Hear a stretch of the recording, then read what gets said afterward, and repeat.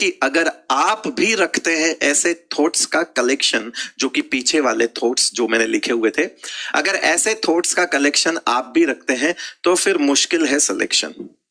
खुद कर सकते हो, टीचर की जरूरत नहीं है। हाँ, ये वीडियो भी देखा था मैंने कहीं यूट्यूब पे ही है। एक आपके दिमाग में भी ऐसे थॉट्स आते हैं? एक बार सोचो जरा, इसमें से कोई एक भी आता है तो भी आप इस बीमारी से ग्रस्त हैं।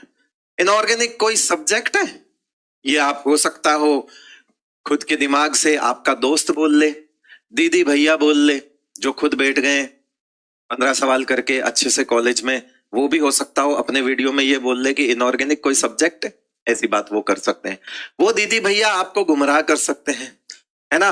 वो दीदी भैया खुद तो पहुंच गए लेकिन आपको गुमराह कर सकते हैं।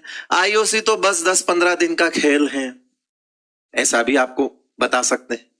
केमिस्ट्री में आईओसी वाले पार्ट से बहुत कम क्वेश्चन आते हैं, मतलब इतना बड़ा गुमराह करेंगे कि ये बोलेंगे कि भैया जो हमारे क्वेश्चंस आते हैं, है ना, 50 क्वेश्चंस का जो सेट आता है केमिस्ट्री का, उसमें से आईओसी के सवाल तो बहुत कम आते हैं। बोले 5-7 क्वेश्चन आते हैं आईओसी के। मैंने सुना है, मैंने खुद देखे हैं ऐसे वीडियो।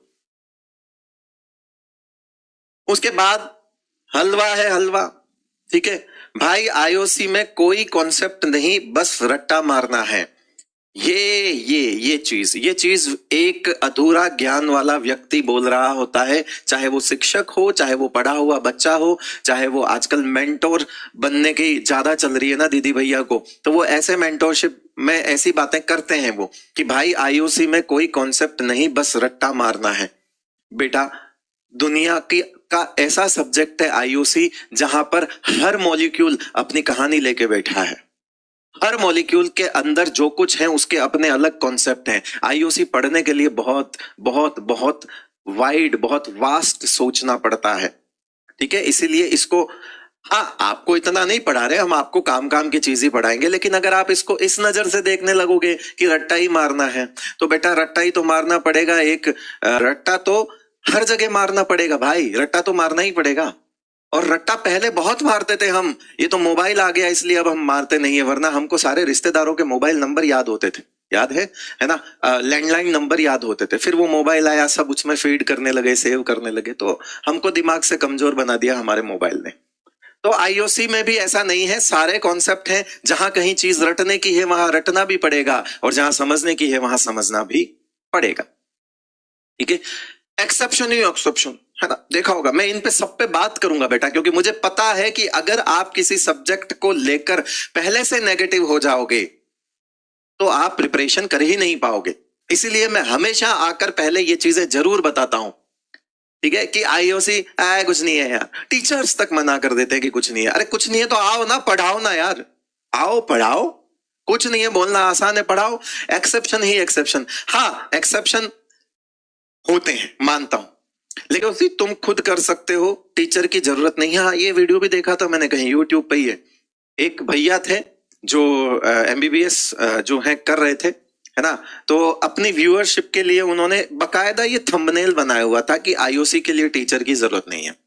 हाँ, वो पहुंच गए बिना टीचर के, वो पहुंच गए बिना टीचर के। हालांकि उन्होंने टीचर का नाम लेके पैसे ले लिए होंगे, लेकिन वो पहुंच गए बिना टीचर के, ठीक है। तो बेसिकली स्टार्ट में इससे कर रहा हूं कि ये जो मिथ्स है, ये जो मिसकंसेप्शन है, ये जो आप वहम पालते हो इस सब्जेक्ट को लेके, पहले इन वहम को दूर करिएगा।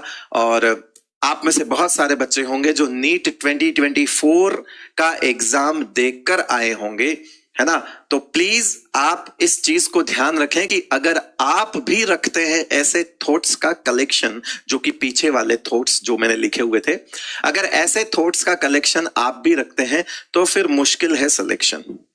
इसलिए याद रखना, इस 2 लाइन को याद कर लेना बेटा, कि ऐसे थॉट्स दिमाग में नहीं आने चाहिए। कैसे थॉट्स? जो पीछे मैंने बताए हैं, ये सारे थॉट्स निकाल लेना। और ये ऐसा कभी किसी और सब्जेक्ट के लिए भी मत बना लेना।